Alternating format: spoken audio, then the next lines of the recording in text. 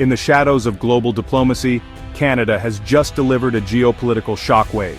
While the US was distracted by protectionism, Ottawa quietly secured $214 billion in new trade agreements with the EU, Japan, and South Korea.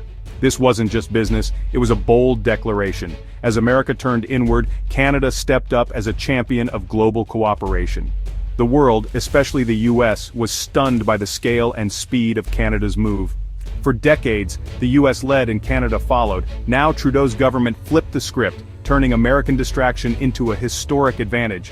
The $214 billion isn't just money, it's a transfer of trust and economic momentum as global partners seek stability and partnership Canada now offers.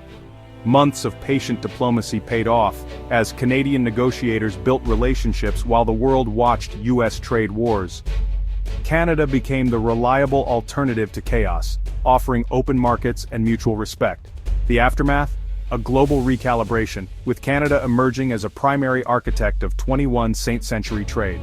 The shot heard round the world wasn't from a cannon but from a trade pact, reshaping the global order for decades to come. To understand Canada's coup, look south, at the policies that created the opening.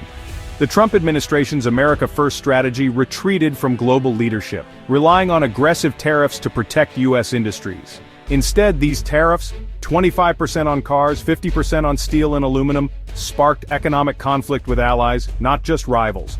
The world, long used to US leadership in free trade, suddenly faced volatility and unpredictability. Allies in Europe and Asia, once confident in American partnership, now felt alienated and sought alternatives. Trust eroded with every new tariff, and the US fortress isolated itself, locking out both competition and opportunity. Frustrated, partners like Berlin, Tokyo, and Seoul began to look elsewhere for stability. In this climate, Canada's message of open partnership found a ready audience.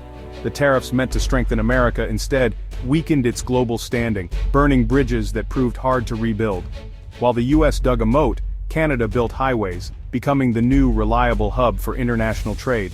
As US protectionism spread uncertainty, Canada's stability became a magnet for global capital. The $214 billion in trade deals wasn't just diplomacy, it drew foreign investment, especially in the auto sector.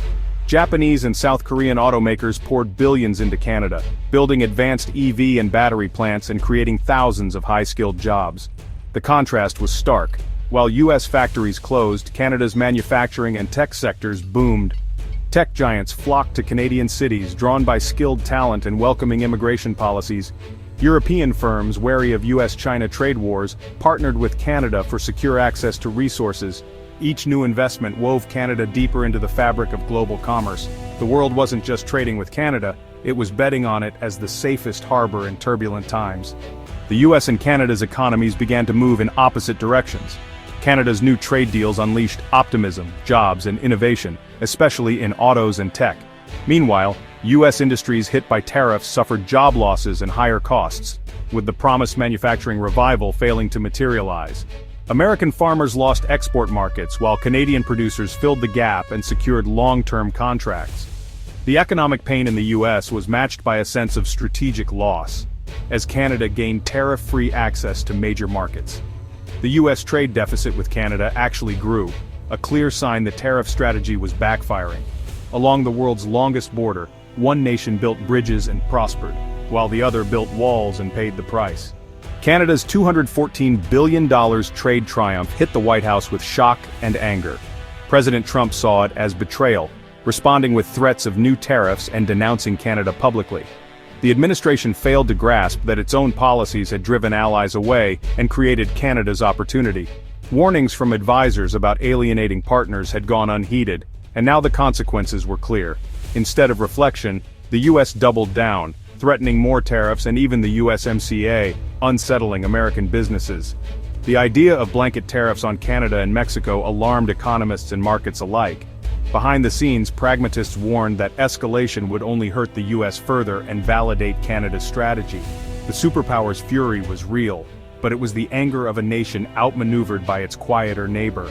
Canada's bold moves have redrawn the global trade map. For decades, Washington was the center. Now, Ottawa is a vital hub, bridging Europe and Asia. Canada is the only G7 nation with free trade access to all others, shifting the economic center of gravity north. The old dynamic, Canada reacting to US decisions, has flipped. Now the US must contend with a neighbor with global options.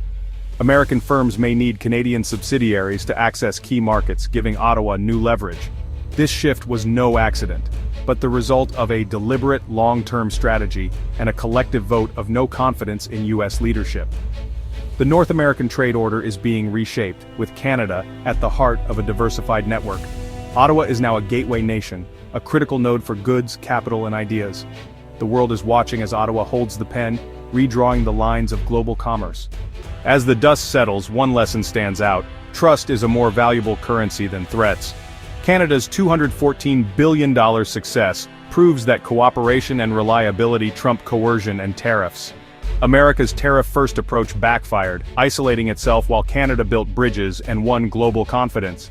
True leadership is about being a reliable partner, not just economic or military might. Nations and corporations crave predictability. Canada offered it, and the world responded. As the G7 summit approaches, the question is whether the US will learn from this shift or double down on confrontation. The global marketplace has already delivered its verdict. Economic power now flows from trust, not intimidation.